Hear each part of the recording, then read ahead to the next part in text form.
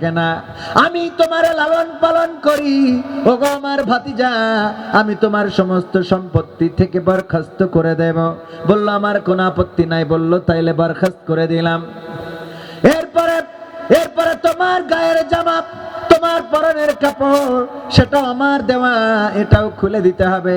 ভাতিজা সেটা খুলে দিলেন। আব্দুল উজ্জা খুলে দিয়ে উলঙ্গ ন্যাংটা চলে গেলেন নানার বাড়িতে, মা যেখানে থাকেন। মাকে ডাক দিলেন। মা দরজা খুলে দেখেন যুবক ছেলের এই অবস্থা। তাড়াতাড়ি করে চোখটা ঢাকলেন। ওগো বাবা, তোমার এমন অবস্থা কে করলো? কেন করলো? বলল আমি ঈমান এনেছি আল্লাহ ও তার রাসূলের উপরে, এই জন্য আমার চাচা সমস্ত সম্পদ থেকে আমাকে বরখাস্ত করেছে। শুধু তাই নয়, আমার চাচা আমার সম্পত্তি কেড়ে নিয়েছে, তো নিয়েছে আমার গায়ের জামা পরনের কাপড় পর্যন্ত খুলে নিয়েছে। মা বললেন আমি তোমার কি করতে পারি, কি উপকার করতে পারি? বলল গো মা, যদি একটু কাপড় দিতে, সেই কাপড় পরে নবীজির কাছে যেতাম। চাদর দিয়ে দিলেন। চাদরটা ছিঁড়লেন, কিছু পরলেন, কিছু গায়ে জড়ালেন, চলে গেলেন পায়ে হেঁটে মসজিদে নববীর কাছে। উস্কো খুস্কো চেহারা, খুবই ক্লান্ত শ্রান্ত দেহ। আল্লাহর নবীর সাথে যখন দেখা হয়ে গেল, বিশ্ব নবী বললেন কে তুমি, তোমার নাম কি? বলল আব্দুল উজ্জা। কোথা থেকে এসেছো? মক্কা থেকে এসেছি। কেন এসেছো? ইসলাম কবুল করেছি, এই জন্য আপনার সহবত পাইতে এসেছি। ওগো নবী, আমি ইসলাম কবুল করার অপরাধে আমার চাচা আমাকে সমস্ত সম্পত্তি থেকে বরখাস্ত করে দিয়েছে, আমার পরনের জামা কাপড় গুলো খুলে নিয়েছে। আল্লাহর নবী বললেন তোমার নাম আজকে থেকে আব্দুল উজ্জা নয়, তোমার নাম আজকে থেকে আব্দুল্লাহ। বলেন আল্লাহু আকবার। তোমার নাম আব্দুল্লাহ। তুমি যাও আসহাবে সুফফার সাহাবীদের সাথে কোরআন শেখো, কোরআন বোঝো, কোরআন পড়ো, কোরআন মানো, এইগুলো শিখতে থাকো।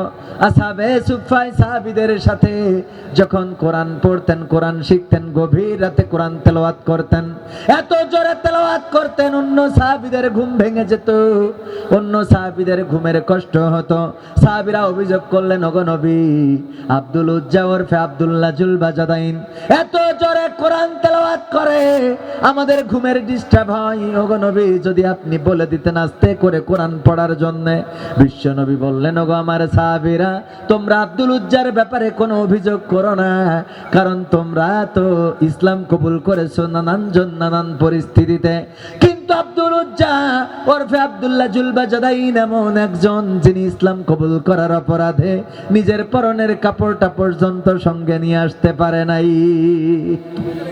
সে আব্দুল্লাহ জুলবাজাদাইন যুদ্ধের সময়, তাবুকের যুদ্ধের সময় বিশ্ব নবী সাল্লাল্লাহু আলাইহি সাল্লামকে বললেন ওগো নবী, আজকে তো সাহাবীরা কত টাকা দান করলো, কত অর্থ দান করলো, কত পয়সা দিল, না নারী সাহাবীরা গয়না দিল, গলার চেন খুলে দিল, নাকের নলক, কানের দুল খুলে দিল। ওগো নবী, আমি তো কিছু দিতে পারলাম না, শূন্য হাতে এসেছি আপনার দরবারে। ওগো নবী, দোয়া করে দেন যেন আজকে যুদ্ধের ময়দানে আমি আমার জীবনটা আল্লাহর রাস্তায় বিলিয়ে দিতে পারি। আল্লাহর নবী বললেন অমুক জায়গা থেকে, অমুক গাছ থেকে একটা ছাল নিয়ে আসো, একটা বাকল নিয়ে আসো। নিয়ে আসলেন নবী, সেই বাকলটা হাতে বেঁধে দিলেন আর বললেন ওগো আল্লাহ, আমি আমার আব্দুল্লাহ জুলবাজাদাইনের রক্ত কাফেরদের জন্য হারাম ঘোষণা করে দিলাম। আব্দুল্লাহ জুলবাজাদাইন বললেন ওগো নবী, আমি চাইলাম আজকে রক্ত ছড়াবো, আমি চাইলাম আজকে আমার রক্ত বিলিয়ে দেব, আমার জীবনটা বিলিয়ে দেব, আর আপনি সেই রক্তটাই কাফেরদের জন্য হারাম করে দিলেন। আপনার দোয়া তো আল্লাহর দরবারে কবুল হয়ে যায়। ওগো নবী, আপনি মুস্তাজাবুদ দাওয়া, যে দোয়া করেন সেই দোয়া তো আল্লাহর দরবারে কবুল হয়ে যায়। তার মানে আজকে আমি শহীদ হতে পারবো না, শহীদি মৃত্যু থেকে আমি বঞ্চিত হয়ে গেলাম। আল্লাহর নবী বললেন ওগো আব্দুল্লাহ জুলবাজাদাইন, তুমি চিন্তা করো না, তুমি যদি জ্বরে ভুগে তাবুতেও মারা যাও, আল্লাহ রাব্বুল আলামিন তোমার মৃত্যুটা শহীদি মৃত্যু হিসাবে কবুল করে নিবি। সত্যি আল্লাহর নবীর সাহাবী আব্দুল্লাহ জুলবাজাদাইন কিছুদিন জ্বরে ভুগে মারা গেলেন। আল্লাহর নবীর কাছে খবর আসলো, বিশ্ব নবী বললেন তোমরা তার জানাজা প্রস্তুত করো। জানাজা প্রস্তুত করা হয়ে গেল। তারপরে যখন কবরে দেয়া হচ্ছে তখন আব্দুল্লাহ ইবনে মাসউদ উপর থেকে বললেন, ওগো আল্লাহ, এমন মৃত্যু যদি আমার হয়ে যেত তাইলে আমার জীবনটা ধন্য হয়ে যেত। কারণ হলো আল্লাহর নবী সাল্লাল্লাহু আলাইহি সাল্লামের এই সাহাবী ইন্তেকালের পরে তার দাফন কাফনের ব্যবস্থা করা যারা করেছিলেন তারা ছিলেন প্রিয় নবীর প্রিয় সাহাবীরা। শুধু তাই নয়, কবরে নেওয়ার জন্য খাটিয়া যখন বহন করেছেন, সেই দুইজন সাহাবী বহন করেছেন যারা পরবর্তীতে একজন প্রথম খলিফা এবং অপরজন দ্বিতীয় খলিফা হয়েছেন। তার মানে হযরত আবু বকর রাদিয়াল্লাহু তাআলা আনহু এবং হযরত ওমর রাদিয়াল্লাহু তাআলা আনহু দুইজনের লাশটা বহন করে কবরের কাছে নিয়ে গিয়েছেন। রাতের অন্ধকার আলো ধরে যিনি দাঁড়িয়েছিলেন তিনি ছিলেন ইসলামের প্রথম মুয়াজ্জিন হযরত বেলাল রাদিয়াল্লাহু তাআলা আনহু।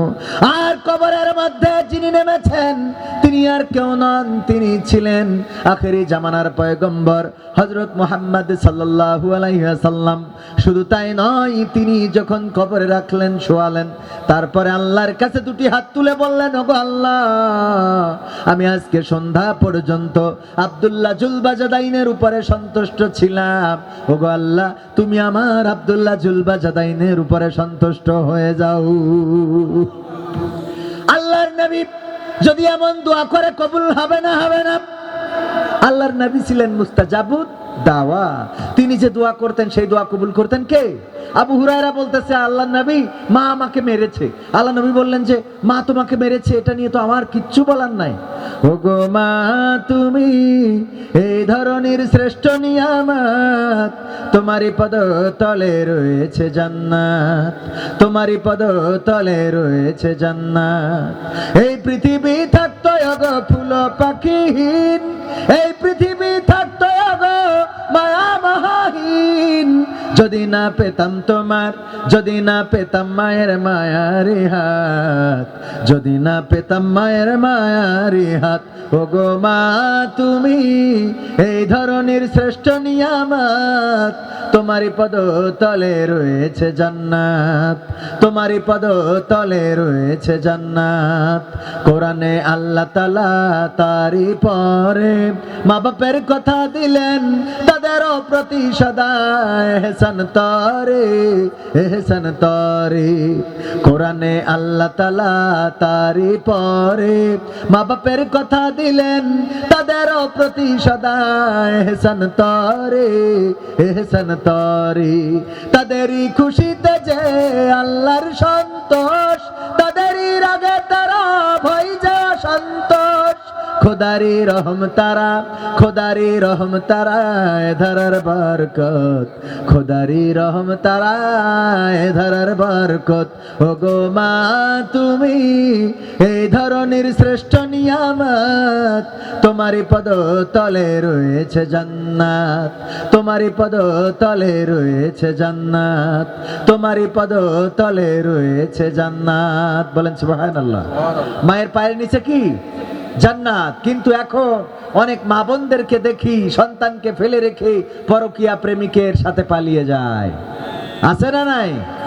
আজকেও অনলাইনে দেখলাম এক মহিলা গর্ব করে বলতেছে, আমি 3টা সন্তান রেখে 24 বছর বয়সী একজন ছেলের সাথে আমি চলে এসেছি, তার সাথে সংসার করছি। এগুলোকে প্রাউড ফিল করে, এরকম আছে না নাই? নারীরা এখন পর্দা করে তো চলেই না। আমার রব বললেন, ওয়াকরনা ফি বুয়ুতিকুন্না ওয়ালা তাবাররাজনা তাবাররুজাল জাহিলিয়াতিল উলা। ওগো নারীরা, তোমরা পর্দার মধ্যে থাকো, জাহিলি যুগের মেয়েদের মতো সাজুগুজু করে নিজেদেরকে প্রদর্শন করে বেড়ায়ও না। আর এখন মা বোনেরা ওরা সাজুগুজু করে তো করে, এত সাজুগুজু করে যে নিজের বউ চিনে নিয়ে কষ্ট হয়ে যায়। ঠিক না বে ঠিক? এরকম আছে না নাই? মাহফিলে থাকুক আর না থাকুক, মেলায় আছে না নাই? নারীদের রোজার মাস, গোটা রোজার মাস ইবাদত বন্দেগী, পর্দা, পুশিদা, আকীদা সব ঠিক রাখে। ঈদের দিন মেহেদি লাগায় ভূগোল পর্যন্ত, তারপরে সাজুগুজু করে বের হয়। আল্লাহরে বলতে চাই, এই কি হয়েছে তোমার এই দুইজনের? এমনি বৃষ্টির সময় কি আছে বাবা, কষ্ট হয়ে যাচ্ছে? আর একটু সময় থাকা যাবে না ইনশাআল্লাহ? থাকবেন কে কে? দেখি হাত দেখতে চাই। থাকবেন? হাতে টান টানে করেন তো। থাকবেন সত্যি? হাত দেখছেন কে? মুট করেন, ছাড়েন, মুট করেন, ছাড়েন, মুট করেন, শক্ত করে, শক্ত করে, শক্ত করে ছেড়েন না।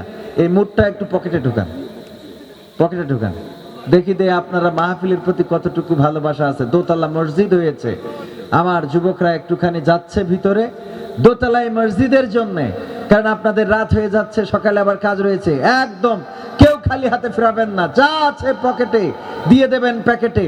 আমার ভাইজানেরা, দোতলা মসজিদ অল্প কয়েকদিনে আমার ফেরদাউস ভাই, সাদ্দাম ভাই সহ আরো এই অঞ্চলের মানুষেরা, আমাদের নাসির ভাই, তিনি সাংবাদিক মানুষ, তিনিও এই মা মসজিদের সাথে তার আত্মার বন্ধন, অনেক প্রতিষ্ঠানের তিনি সভাপতি এবং এই আপনাদের সমাজেরই একজন প্রতিষ্ঠিত মানুষ।